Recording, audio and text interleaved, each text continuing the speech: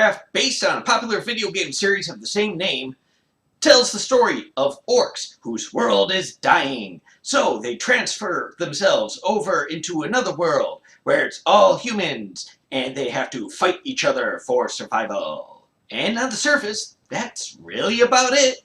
It's directed by Duncan Jones, who at this point has only directed 2 other feature-length movies, but they were both really, really good, which shows that he really knows how to make a movie, which is possibly the biggest disappointment of this movie, because we have seen he knows what he's doing. But for some reason, nothing in this movie seems to work. Now, back in high school, I played Warcraft 2 all the time. And currently, I do play World of Warcraft. But despite how long I've been immersed in that world, I actually know very little about the lore. So watching this, I knew names and places, basically pronouns, and even I was just a little lost at times, just because there's so much going on. Okay, so back to the story. Like I said, it's really simple and really basic, which isn't bad. I mean, we have an orc character who we follow and sympathize with a lot, and then we have 3 human characters and 1 orc-human hybrid, and we follow all 4 of them at once for the human side of the story. And that really just makes a mess of things. And even in the end, we sort of get a 5th character thrown in and sort of a 6th. But again, on the orc side, even though that's where the antagonist comes from, the protagonist of them really takes center stage. And you really feel for him. And it's really well done. Again, it's the human side where it falls apart. Okay, I wouldn't say falls apart so much as it just makes it hard for you to get involved with any of them. On the human side of things, it feels like they tried to do 3 different movies, all of which would have been fine on their own.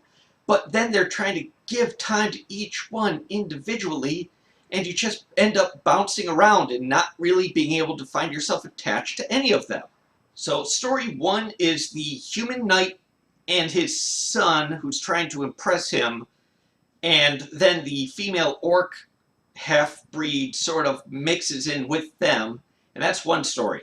Then you have the quasi-naive magician who quit everything, and he's sort of embroiled in this big mystery, and so he basically meets his hero, and his hero sort of takes him on as a protege, and that's story 2. And then you sort of have the protege going off on his story, and that's story 3. And then in the end, we sort of have the king becoming a main character, and that's sort of story 4. And they trip over each other, and they're constantly just splitting up and coming back together, and they're really all operating as individuals instead of as a group. And again, over on the orc side, 1 orc, follow him, sympathize with him, even though he's surrounded by other characters, and we're fine with that. It just trips over itself and ruins itself, and it's really depressing. More depressing is the fact that the acting is really good. So is the scenery. As a fan of the game, everything is easily recognizable to me. I'm actually really curious what this was like for someone who's never played any of the games at all and only knows of Warcraft by name. And the motion capture on the orcs is really good. I mean, I don't know all the technical details of how they did it for this one, but kudos to them. Kudos to all the cinematography, where they actually clearly built a lot of the sets instead of going green screen, which for any real movie fan is always a plus. Aside from those weird storytelling issues, there's also a lot of really weird edit problems, which is what leads me to believe that there is several different good movies that were filmed. I mean, there is literally a scene where the main human protagonist is fighting a golem, and he sort of falls out a window, and the next scene he doesn't have any boots. Now, we can assume that there's a cut scene of him getting out of his boots in order to get away from the golem because his boots are stuck in it. But we don't see it. He just suddenly has no boots. Now, maybe I just missed that part, but I'm pretty sure I was paying attention. So, yeah, no boots, gone.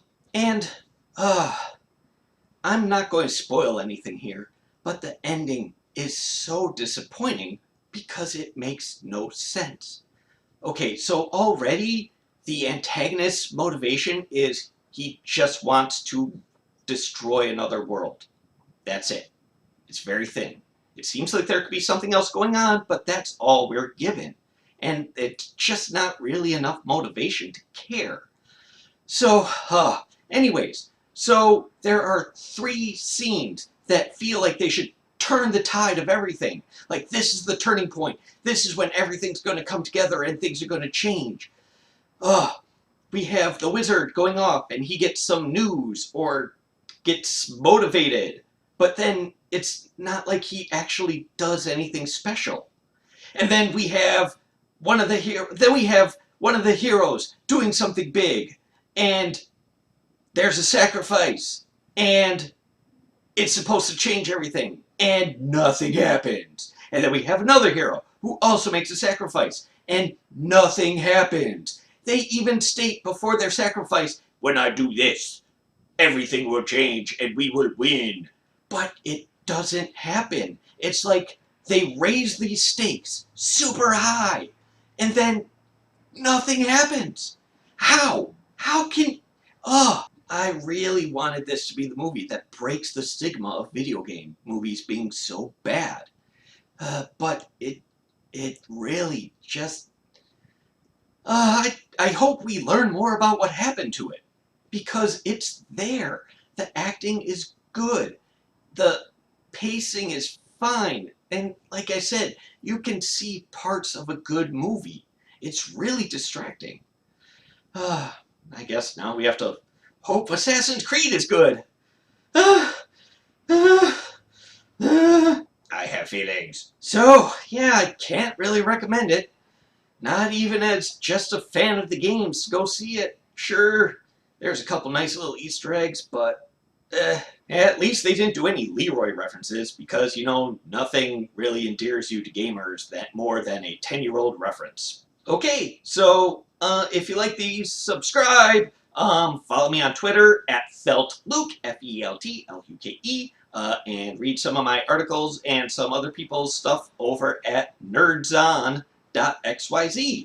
And I will see you next time. Until then, I apologize for nothing.